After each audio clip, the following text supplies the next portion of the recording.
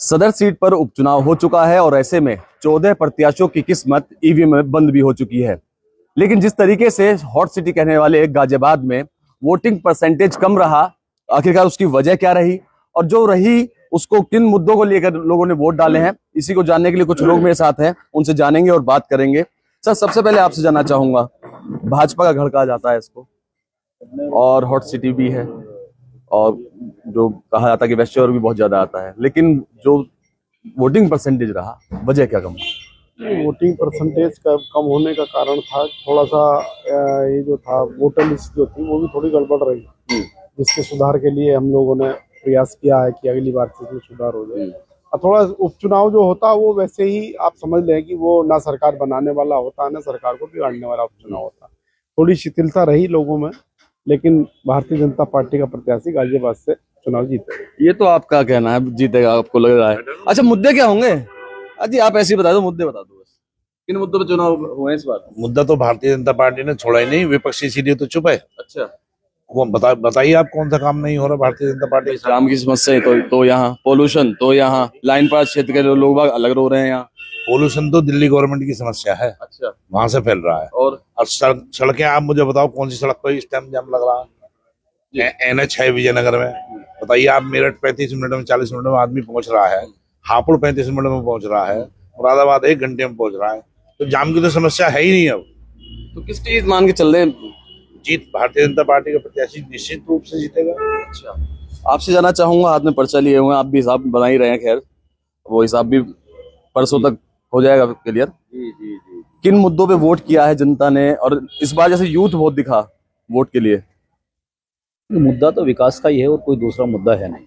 उत्तर प्रदेश में विकास का मुद्दा है। आदरणीय मोदी जी और योगी जी के नेतृत्व में जो चुनाव लड़ा गया है उसमें 9 की सीट हम जीत के आ रहे हैं, इसमें कोई दो राय नहीं। 9 की सीट तो जीतने की बात तो अखिलेश भी कर रहे हैं। अखिलेश जी करें उनका दावा और हमारा दावा, वो दूध का दूध और पानी का पानी 23 तारीख में हो जाएगा। अच्छा, ये जो आरोप प्रत्यारोप का दौर चल रहा है कि जी जो जिले के अधिकारी हैं उनके द्वारा कुछ कर लिया गया, क्या लगता है? जो अच्छा चलिए इसी जिले की हम तो बात करते हैं, जो पिछली बार मार्जिन था उतना ही मार्जिन रहेगा या टक्कर रहने वाली है या मार्जिन बढ़ेगा? हमारा मार्जिन बढ़ेगा। क्या वजह ऐसी लग रही है आपको? क्या ऐसा काम कर दिया 3 साल के भीतर? 3 साल के भीतर गाजियाबाद में बहुत सारे काम हुए हैं, जनता के काम हुए हैं।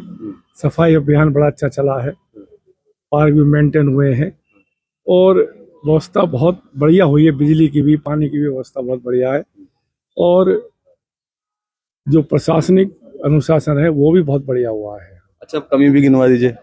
कभी तो कोई नजर नहीं आ रही है अभी फिलहाल। सड़कों पर सड़कें तो एक क्लास है जी। जाम तो यह है कि जब क्राउड बढ़ेगा तो जाम यानी जाम एक समस्या है। जाम एक समस्या है और दिल्ली की भी हर जगह जाम समस्या है। बिल्कुल दिल्ली की समस्या है, लेकिन बात कर रहे हैं हम सदर सीट की। आपसे भी बात कर लेते हैं, क्या लगता है किन मुद्दों पे जो चुनाव हुआ है, क्या समीकरण बैठ रहे हैं? क्या समीकरण के हिसाब से जो जीत और हार तय होगी किस पार्टी की होगी? क्या समीकरण होगा? संजीव शर्मा जमीन का नेता है, एक एक बच्चा उसे जानता है, कर्मों का धनी है, सुबह से शाम तक जनता का ही काम किया है। इसको देखते हुए जनता का सैलाब संजीव शर्मा की तरफ है। जात पात धर्म को हटा करके सभी लोगों ने खुलकर के मतदान किया है। प्रतिशत मतदान का थोड़ा कम हुआ है क्योंकि कुछ लोग कुछ अंतर पड़ेगा फिर?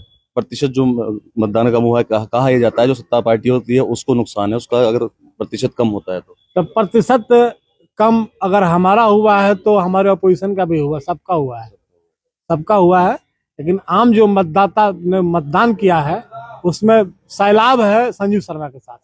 अच्छा, जातीय समीकरण की बहुत बात की जाती है यहाँ पर। अगर जातीय समीकरण हम कहें तो दलित समाज से जुड़े हुए बहुत लोग हैं यहाँ पर। वो समीकरण अगर देखा जाए, जो सपा ने अपना कैंडिडेट उतारा जाटव समाज से है, एक लंबे अरसे से मांग की जा रही थी कि लाइन पार क्षेत्र से हमारा विधायक हो, वो भी उन्होंने किया। तो कहीं ना कहीं वो फैक्टर काम नहीं करेगा? आपको नहीं लगता है कि कहीं ना कहीं कुछ जोर मारेगा? नहीं, उससे कोई फर्क नहीं पड़ने वाला। अब आपको क्या लगता है कि दलित समाज के लोग राष्ट्रवादी नहीं है, मोदी के साथ नहीं खड़े? वो सब चीजें एक जमाना था, लद गया कि जातिवादी व्यवस्था पर लोग आधारित थे, वोट आधारित थे, लेकिन यहाँ ऐसा कुछ नहीं है। हर बात देखिए, अतुल गर्ग जी सांसद बने, तब कहाँ से दलित समाज के लोगों की मेहरबानी रही? नहीं रही।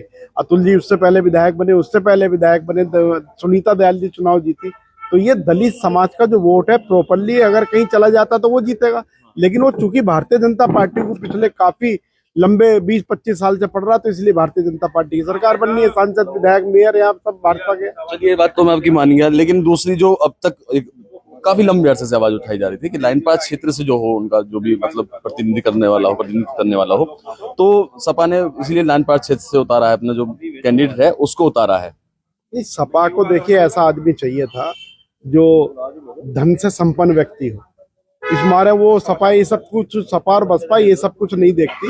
अब आपको पता होगा कि बसपा ने भी अपना टिकट बदला था, सपा ने भी अपना टिकट बदल दिया। वहां भी यही है, जो पैसे देगा उसका टिकट हो जाएगा। लेकिन भारतीय जनता पार्टी की ना ये नीति है ना नियत है।